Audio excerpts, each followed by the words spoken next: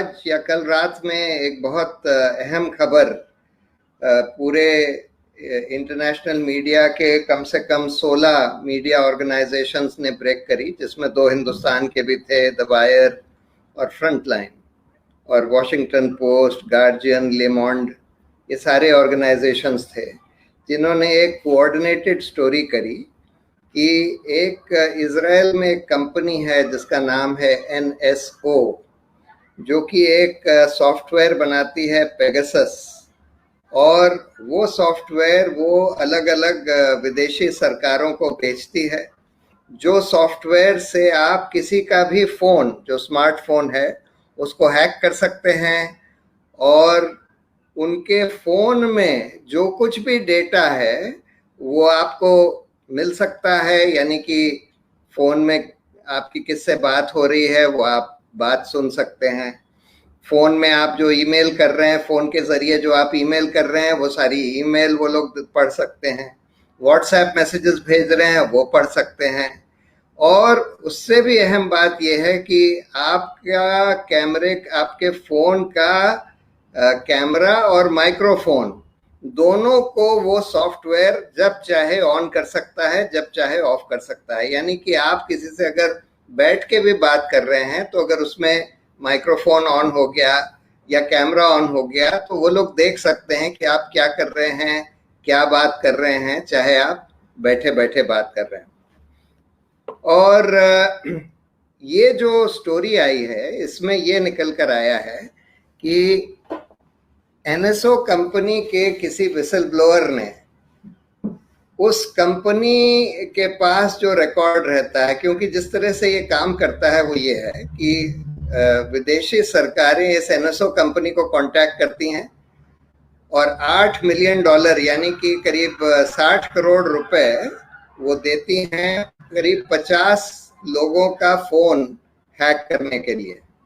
और उसके बाद वही कंपनी इन फोन्स को हैक करती है। मतलब गवर्नमेंट्स जो हैं वो सिर्फ नंबर सप्लाई करती हैं और उस नंबर पर जो फोन है उसको हैक करने का काम NSO का होता है, और फिर वो डेटा सरकार को सप्लाई करते हैं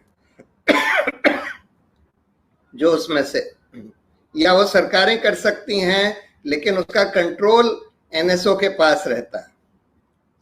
तो NSO के पास पूरा डेटा रहता है कि किन लोगों का फोन हैक किया गया, कौन कौन लोग टारगेट्स हैं, और किसी NSO के इनसाइडर विसल ब्लोअर ने, जिसको अंदरूनी जानकारी थी, उसने पूरी ये इंफॉर्मेशन कुछ लोगों को दे दी, और इन लोगों ने उसके बाद फिर 16 मीडिया ऑर्गेनाइजेशंस, जो क्रेडिबल मीडिया ऑर्गेनाइजेशंस हैं दुनिया भर के, उनको कांटेक्ट किया, और उन लोगों ने इसकी एनालिसिस करके और दूसरे लैब से वेरीफाई करके और उन लोगों के फोन्स की जांच करके ये पता लगाया कि हाँ,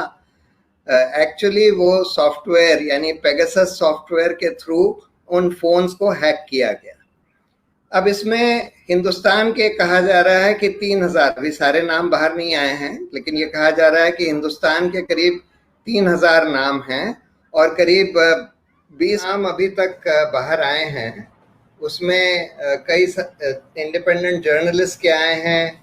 उसमें अब राहुल गांधी का भी नाम आया है, प्रशांत किशोर का भी नाम आया है, एक जो एक महिला थी सुप्रीम कोर्ट की जिसने justice Ranjan Gogoi, chief justice Ranjan Gogoi के खिलाफ सेक्सुअल हैरेसमेंट का चार्ज लगाया था, उसकी पूरी फैमिली के फोन्स टारगेट किए गए। हमारे भीमा कोरेगांव के जो एक्टिविस्ट थे जिनको आज जेल में डाला हुआ है, उनके भी फोन्स टारगेट किए गए। तो इसमें पॉलिटिशियंस भी हैं,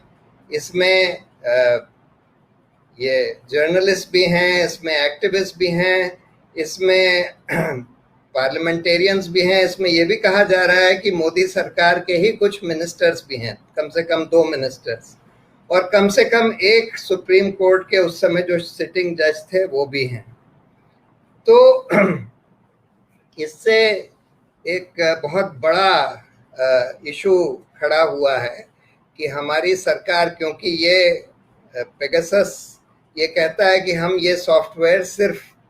सरकारों को देते हैं और किसी प्राइवेट लोगों को नहीं देते। तो जाहिर है कि अगर इतने सारे हिंदुस्तानी लोगों की, खासकर ऐसे लोगों की जो ऑपोजिशन लीडर्स थे जैसे राहुल गांधी,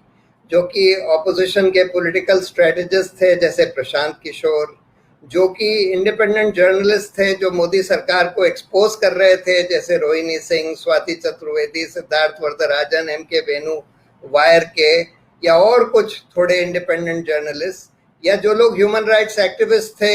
जिनको कि इसी सरकार ने जेल में डाला हुआ है, अगर उन लोगों के फोन्स हैक करे गए हैं इस सॉफ्टवेयर का इस्तेमाल करके, तो जाहिर है कि वो हिंदुस्तान की सरकार ने ही किया है और कोई इसको नहीं कर सकता था। अभी तक सरकार का जो रिस्पॉन्स आया है वो सिर्फ इतना है कि हमने जो कुछ भी किया है कानून के हिसाब से किया है। वो ये नहीं डिनाई कर रहे हैं कि उन्होंने NSO कंपनी को कॉन्ट्रैक्ट दिया पेगासस सॉफ्टवेयर को यूज करके यहाँ के बहुत सारे लोगों के फोन्स हैक करने के लिए, इसका कोई डिनायल नहीं आया है। बस वो ये कह रहे हैं कि हम सब कुछ लीगली करते हैं, हम कोई इलीगल काम नहीं करते। अब मैं ये बताना चाहता हूं कि ये पेगासस सॉफ्टवेयर जो है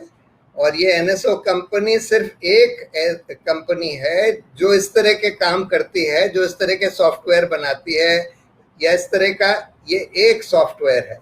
और भी सॉफ्टवेयर्स हैं इसी तरह के। एक पैकेट शेपर नाम का सॉफ्टवेयर है, एक फिन फिशर नाम का सॉफ्टवेयर है, वो भी यही इसी तरह से काम करते हैं कि लोगों के फोन या लोगों के कंप्यूटर्स को हैक कर लें और उनके कंप्यूटर में या उनके फोन में जो इंफॉर्मेशन हो वो सब ले लें। और हाल में ये कई न्यूज़ आ चुकी हैं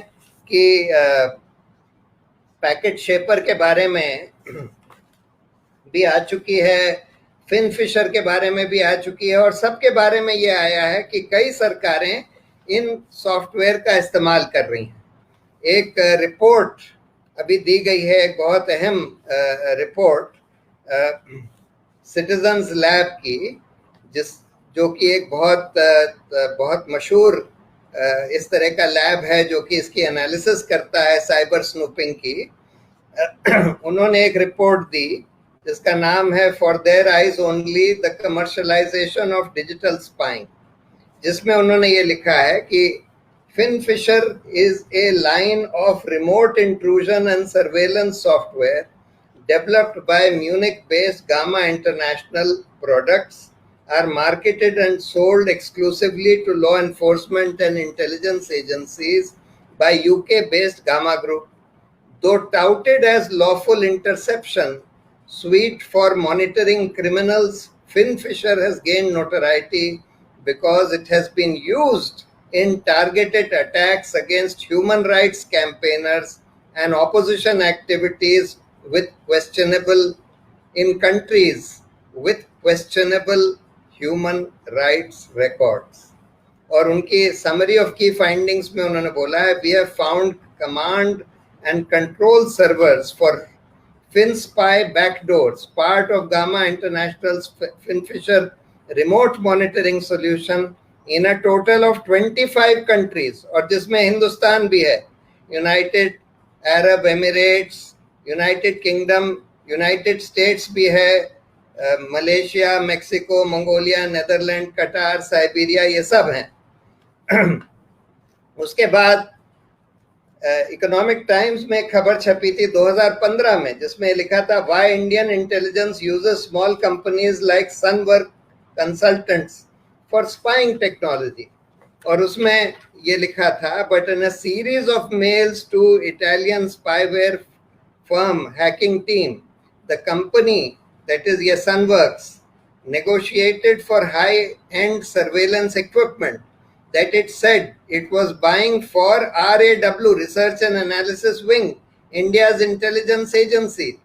In emails accessed by WikiLeaks last week, Sunworks even said that the licenses had to be in its name because RAW cannot buy from foreign agencies. ET sifted through more than 3,400 hacking team emails which reveal that India's security services are also buying spying technology mostly through little known outfits that act as go-betweens.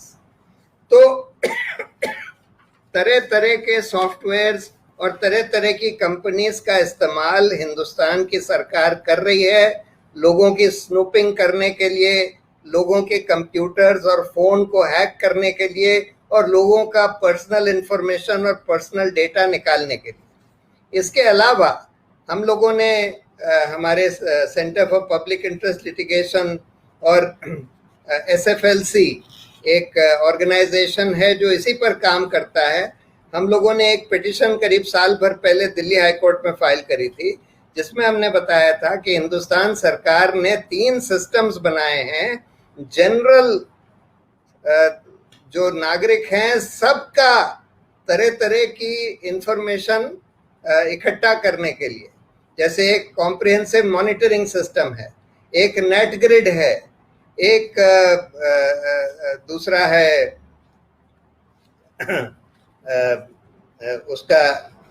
उसका एक और नाम है नेत्रा करके। तो ये सारे जो सिस्टम्स बनाए गए हैं, जैसे कॉम्प्रिहेंसिव मॉनिटरिंग सिस्टम जो हिंदुस्तान सरकार ने बनाया है, उसका ऑब्जेक्ट यही है कि इंटरनेट के थ्रू जितनी भी इंफॉर्मेशन जाती है, जिसके थ्रू ईमेल्स भी जाते हैं, फोन कॉल्स भी जाती हैं, तरह तरह की इंफॉर्मेशन जाती है इंडिविजुअल लोगों की, वो सारी इंफॉर्मेशन सरकार गैदर कर सके। तो इसमें कोई शक नहीं है कि ये पेगासस का इस्तेमाल, इसको खरीदा गया हिंदुस्तान सरकार ने NSO कंपनी से, इजराइल की NSO कंपनी से, और उसका इस्तेमाल किया गया opposition leaders, human rights activist, जजेस, तरह तरह के लोगों का इंफॉर्मेशन गैदर करने के लिए और उनके ऊपर स्पाई करने के लिए। और ये बिल्कुल गैर कानूनी है, क्योंकि ये तो खैर सुप्रीम कोर्ट का बार बार कह चुका है कि प्राइवेसी जो है ये भी एक फंडामेंटल राइट है, यानी कि हमारी निजी इंफॉर्मेशन के बारे में सरकार नहीं पता लगा सकती, ये भी नहीं पता लगा सकती कि हम किससे बात कर रहे हैं, क्या कर रहे हैं, हमारे बैंक में कितने पैसे हैं, बैंक के हम क्या ट्रांजैक्शंस कर रहे हैं, अनलेस कि कोई क्राइम को सॉल्व करने के लिए वो इंफॉर्मेशन जरूरी हो। और इसीलिए सुप्रीम कोर्ट ने जब ये PUCL का जजमेंट दिया था बहुत साल पहले कि फोन टैपिंग सरकार किन सर्कमस्टांसेस में कर सकती है, तो उन्होंने ये बोला था कि तभी कर सकती है अगर कोई बहुत नेशनल सिक्योरिटी का मामला हो या फिर कोई क्राइम का इन्वेस्टिगेशन हो, उसके लिए अगर जरूरी हो फोन टैप करना, तब सरकार कर सकती है, और तब भी होम सेक्रेटरी की परमिशन लेनी पड़ेगी, यानी कि यूनियन होम सेक्रेटरी की परमिशन लेकर ही तब आप किसी का फोन टैप कर सकते हैं। लेकिन ये सब जो किया गया है पेगासस के द्वारा, या ये जो सॉफ्टवेयर्स हैं फिनफिशर या पैकेट शेपर, या फिर ये जो कॉम्प्रिहेंसिव मॉनिटरिंग सिस्टम जो बनाया जा रहा है, नेत्रा, नेटग्रिड जो बनाया जा रहा है, ये सब बिल्कुल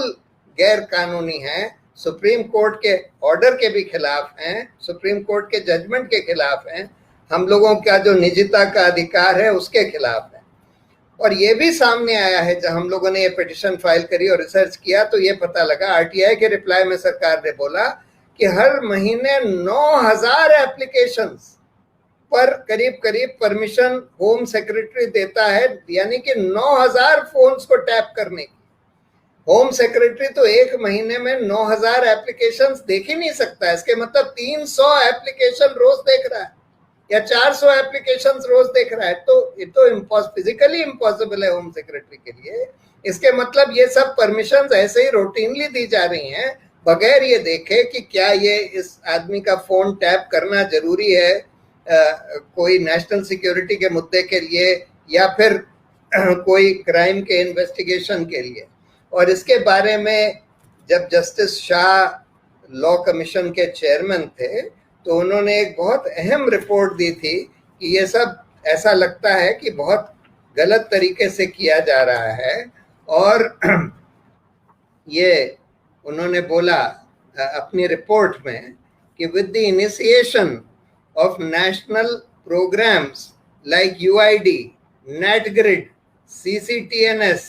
RSYB, DNA profiling, reproductive rights of women, privileged communications and brain mapping, most of which will be implemented through ICT platforms, and increased collection of citizen information by the government, concerns have emerged about their impact on the privacy of persons. Information is, for instance, beginning to be collected on a regular basis through statutory requirements and through e-governance projects. This information ranges from data related to health, travel, taxes, religion, education, financial status, employment disability, living situation, welfare status, citizenship status, marriage status, crime records, etc. At the moment, there is no overarching policy speaking to the collection of information by the government. This has led to ambiguity over who is allowed to collect data, what data can be collected, and what are the rights of individuals, and how the right of privacy will be protected. The extent of personal information being held by various service providers, and especially the enhanced potential for convergence that digitation carries with it, is a matter that raises serious issues about privacy. उसके बाद उन्होंने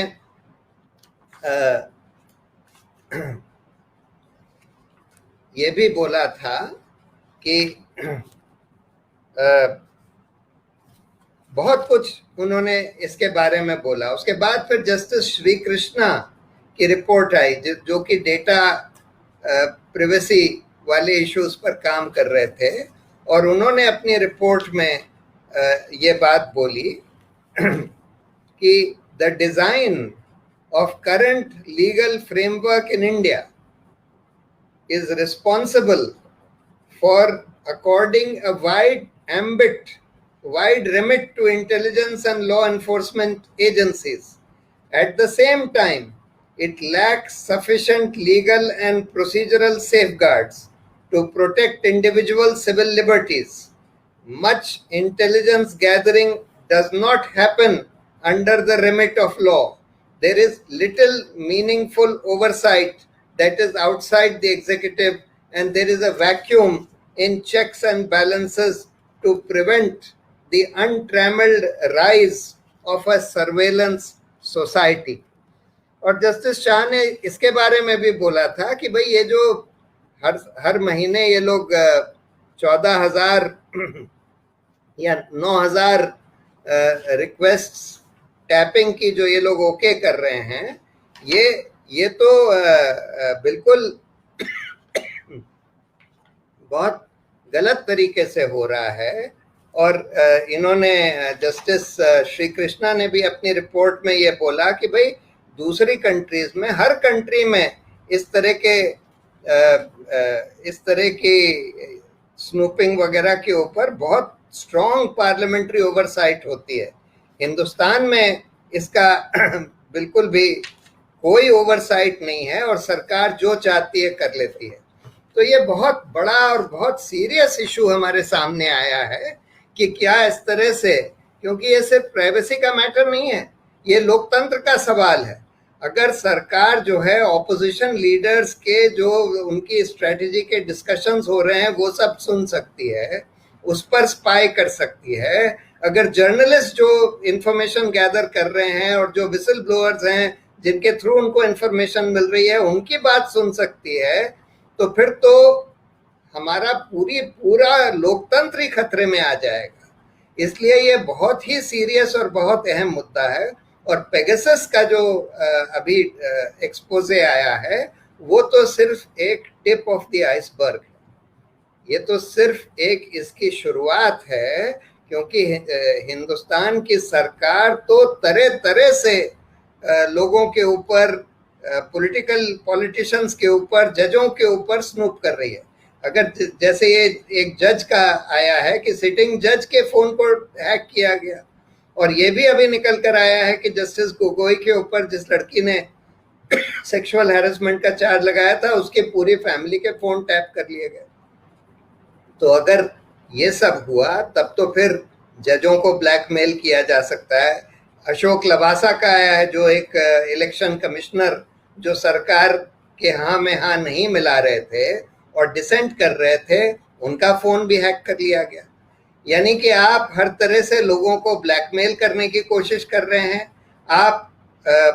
वो लोग किन लोगों से बात कर रहे हैं, क्या डिस्कस कर रहे हैं, वो सब पता लगाकर ऑपोजिशन लीडर्स जो पॉलिटिकल स्ट्रेटजी बनाते हैं उसको आप विफल करने की कोशिश करते हैं। मतलब प्राइवेसी का मामला तो है ही है, लेकिन साथ में ये लोकतंत्र का बहुत बड़ा मुद्दा है और लोकतंत्र के ऊपर बहुत बड़ा हमला है। तो इसलिए, और ये अब रुकेगा नहीं, क्योंकि ये पूरा एक ग्लोबल इशू है। पूरे ग्लोबल मीडिया में इसकी चर्चा हो रही है, हिंदुस्तान में भी चर्चा हो रही है, और अभी तो खुलासे की शुरुआत ही हुई है। वो कह रहे हैं कि अगले 10 दिन तक इस पर हर रोज नए नए खुलासे होते रहेंगे। तो हम लोग अब देखते हैं कि इसके ऊपर जनता को खड़े होकर इसके खिलाफ बोलना चाहिए। ऑपोजिशन को तो खैर बोलना ही चाहिए, पॉलिटिकल ऑपोजिशन को, मीडिया को बोलना ही चाहिए, पर क्योंकि ये जनता के निजता का अधिकार है, जनता के लोकतंत्र के अधिकार में हस्तक्षेप है, तो इसलिए जनता को भी इसके ऊपर खड़े होकर बोलना पड़ेगा और ये सब हम लोगों को बंद करवाना पड़ेगा। सरकार को जवाबदेह ठहराना पड़ेगा, क्योंकि ये बिल्कुल इल्लीगली सुप्रीम कोर्ट के जजमेंट के खिलाफ ये सब किया जा रहा है। और इस सरकार को अल्टीमेटली हम लोगों को जवाबदेही के कटघरे में खड़ा करना पड़ेगा। बहुत बहुत धन्यवाद।